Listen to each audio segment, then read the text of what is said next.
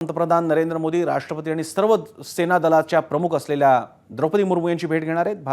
भारताच्या पाकिस्तानमधल्या स्ट्राईकची माहिती पंतप्रधान राष्ट्रपतींना देतील।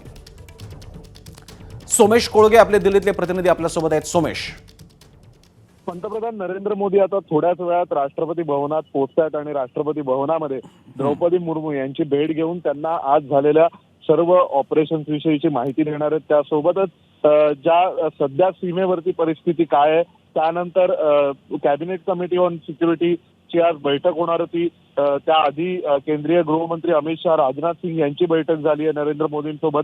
तर या सगळ्या बैठकांमधून मोदींकडे जी माहिती आलेली आहे त्याविषयीचं सरकारचे प्रतिनिधी म्हणून अधिकृत ब्रीफिंग करण्यासाठी ते राष्ट्रपतींकडे पोहोचतात। राष्ट्रपती या तिन्ही दलाच्या प्रमुख आहेत सैन्य दलाच्या, त्यामुळे त्यांना ही माहिती दिली जाते आणि त्यासोबत सरकारचे प्रतिनिधी प्रमुख म्हणून त्यांना नरेंद्र मोदींकडून ही माहिती दिली जाणार आहे।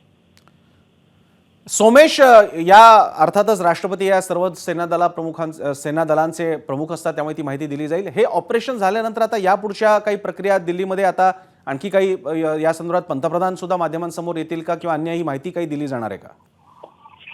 नक्कीच आतापर्यंत तरी पंतप्रधान मोदींच्या माध्यमांशी संवाद साधण्याच्या बद्दलची कुठली माहिती देण्यात आलेली नाहीये, परंतु शक्यता आहे की जी आतापर्यंतची प्रक्रिया असते त्यानुसार आता सध्या भारत म्हणून पाकिस्तानकडून कुठल्याही प्रकारचं प्रत्युत्तर दिलं जाईल का, तर त्याविषयीचे असेसमेंट करेल। आणि त्यासोबतच जे अप्रत्यक्षपणे भारताच्या परराष्ट्र सचिवांनी म्हटलं की आम्ही ही दहशतवाद विरोधातली लढाई पुढेही सुरूच ठेवणार आहे, त्यामुळे भविष्यातही काही कारवाई करायची असल्यास त्याविषयीची माहिती आणि त्याबाबतचं एक औपचारिक अप्रुव्हल देखील राष्ट्रपतींना सांगून ते घेतलं जाण्याची शक्यता आहे। कारण यापूर्वी राष्ट्रपतींची मोदींची भेट झाली होती आणि त्यानंतर मग ही कारवाई झालेली आहे। सोमेश, तुम्ही आपल्यासोबत राहा। दरम्यान आपल्या सर्वांसाठी अभिमानाचा दिवस आहे। पंतप्रधान मोदींचे कॅबिनेट बैठकीतले हे उद्गार समोर येत आहेत। मोदींनी आपल्या सहकाऱ्यांचं एक प्रकारे अभिनंदन करत त्यांना भारतीय लष्करानं, हवाई दलानं केलेल्या कारवाईचं कौतुक केलं। पुन्हा एकदा सोमेशकडे जाऊयात। सोमेश, पंतप्रधानांनी आपल्या सेना दल, हवाई दलाचं कौतुक केलेलं आणि अभिनंदन केलेलं आपल्या सहकाऱ्यांचं, देशाचं।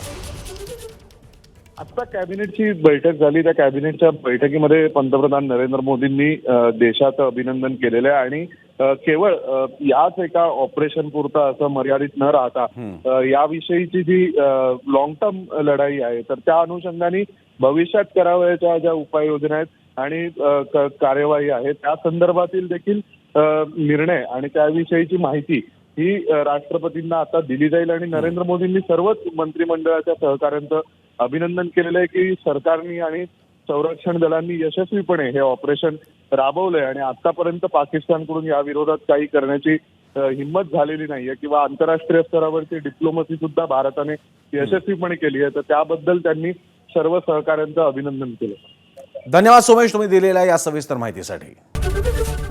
एबीपी माझा, उघडा डोळे बघा नीट।